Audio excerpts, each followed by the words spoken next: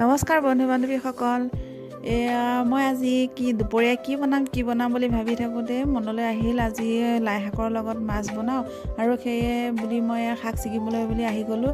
আৰু এনেকুৱা প্ৰখৰ ৰ'দ দিছে নহয়, মানে ৰ'দত ওলাবই নোৱাৰে, গা পুৰি লৈ যায়, আৰু ঘৰৰ ভিতৰত সোমালে ঠাণ্ডা। আৰু আহি শাক ছিগি লৈ ঘৰ পালোঁহি। তাৰপৰা ধনিয়াও ছিগি লৈ আহিলোঁ। আৰু যিহেতু নিজে কষ্ট কৰি কৰা শাক নহয় জানো, খাই ইয়াৰ সোৱাদেই বেলেগ হ'ব।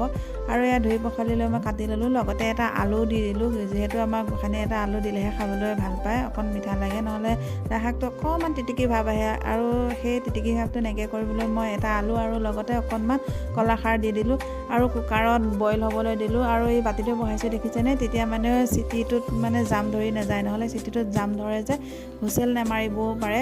আপোনালোকে যদি কুকাৰত বইল কৰিব বিচাৰে তেন্তে এনেকৈ সৰু বাতি এটা দি ল'ব। আৰু তাৰপিছত কেনেদৰে তেল মাৰে সকলোৱে জানে এইটো। আৰু তাৰপিছত মই একেবাৰে থালিখনহে দেখাই দিলোঁ, আৰু মাছ দি এনেদৰে বনালোঁ, খায়ো